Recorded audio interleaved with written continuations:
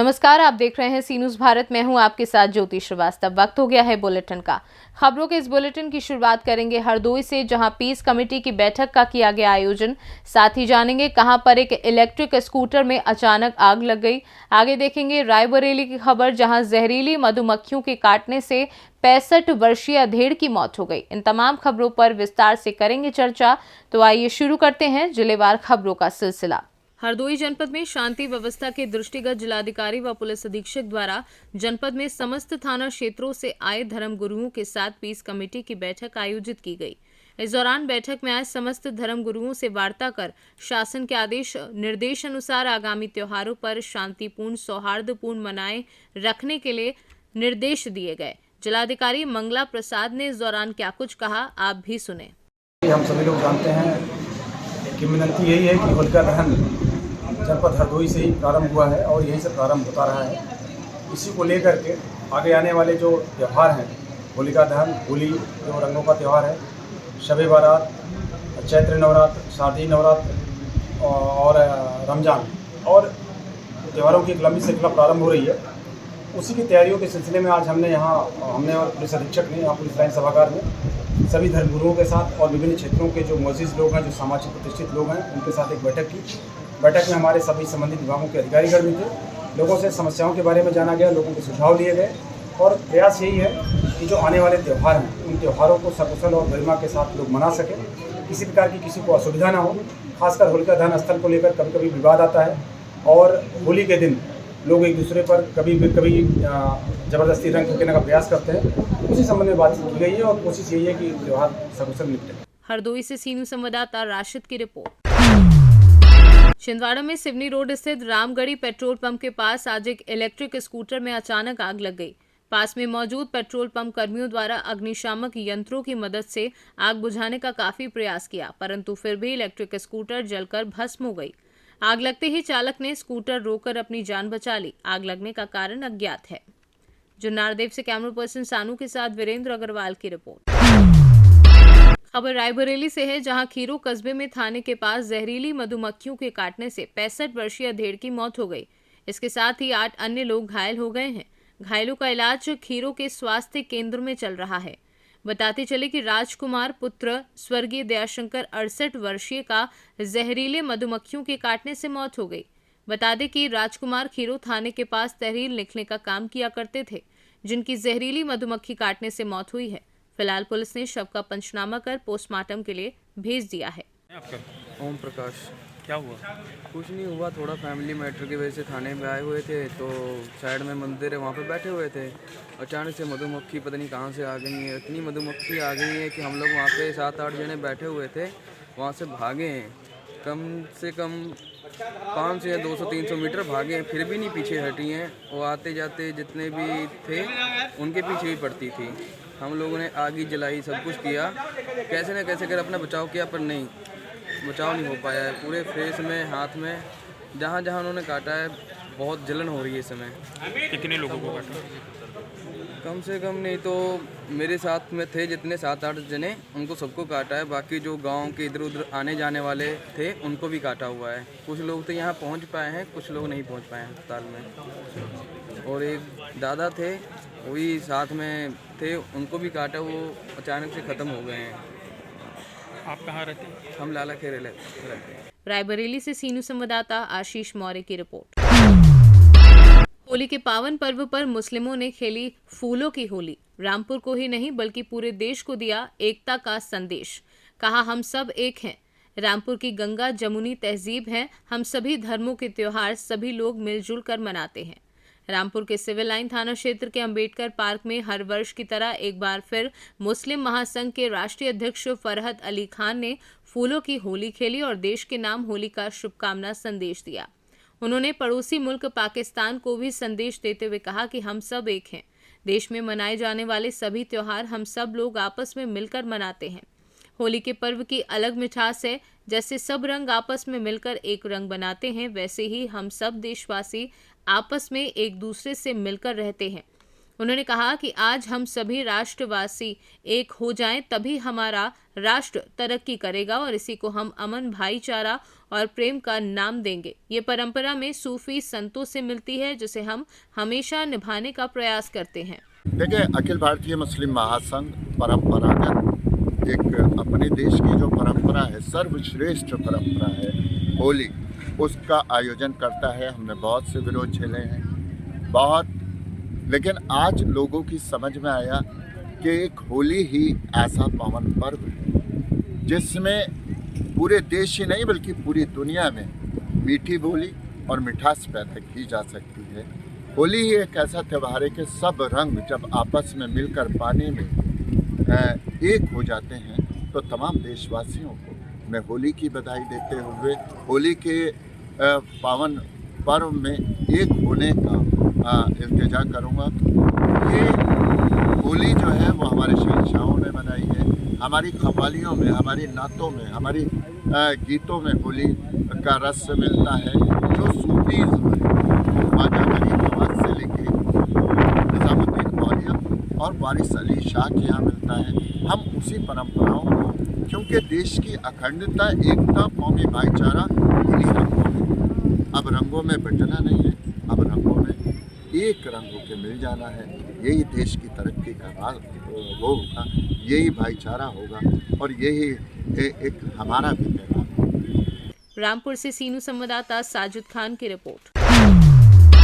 सपा नेता आजम खान से संबंधित मौलाना मोहम्मद जौहर यूनिवर्सिटी में शत्रु संपत्ति मामले में आज रामपुर की एमपी एमएलए कोर्ट में सुनवाई थी, जिसमें कोर्ट में लगातार गैर हाजिर चल रहे अभियुक्तों की पेशी थी।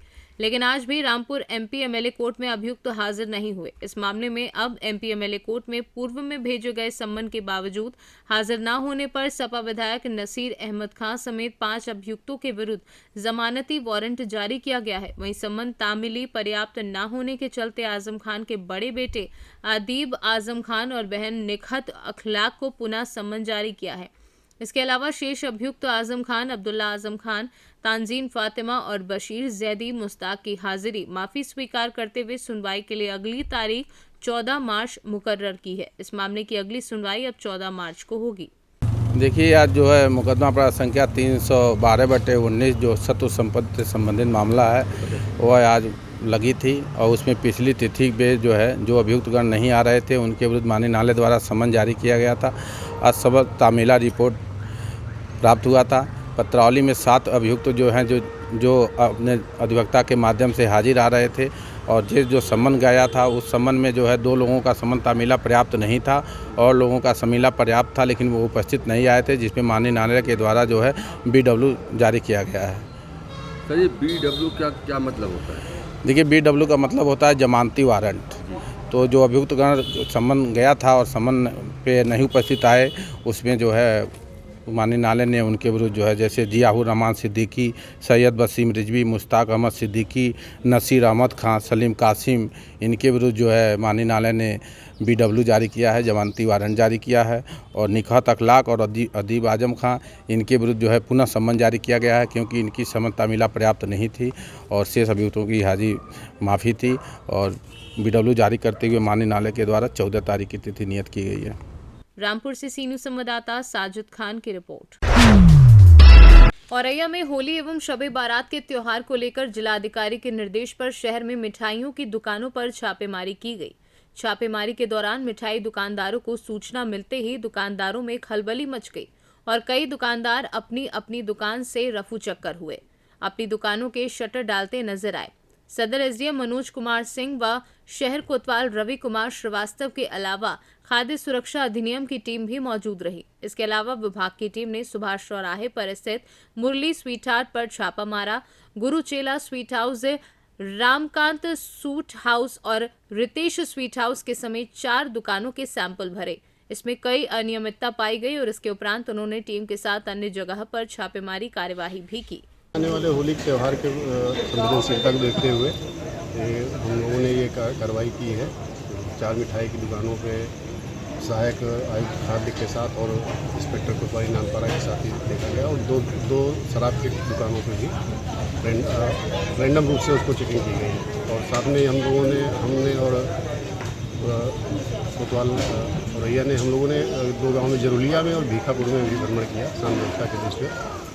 ये कार्रवाई इसलिए की गई है कि आने वाले त्यौहार में कुछ नकली खाद्य पदार्थ या मिठाइयाँ ना तैयार हो पाए, उसको रोकने के लिए हम लोगों ने कार्रवाई की। सरकार के निर्देश है कि मिठाइयों पर मैन्युफैक्चर डेट होना चाहिए, डिब्बे पर होने क्या पाया गया यहाँ पर? हाँ, ये कमियाँ पाई गई। सहायक खाद्य ने भी बताया कि इन्होंने सर्कुलर जारी किया, सबको अभी लोगों ने लगाया नहीं है। ये सूचित कराया जाए कि कल से ही है मिठाइयों का यूज बाई डेट कब तक इसका उपयोग हो सकता है, ये अपने डिस्प्ले करेंगे। अभी तक कितने दुकानों को सैंपल भरे गए? जी, अभी तक कितने दुकानों को सैंपल लिए? ये चौथी दुकान है, चौथी दुकान से हम लोग इसका सैंपलिंग कराई है और इसको जांच के लिए भेजा जाएगा। अगर कोई तकलीफ तक आते हैं तो उस पर कार्रवाई की जाएगी। और रैया से सीनू संवाददाता नीरज कुमार सिंह की रिपोर्ट।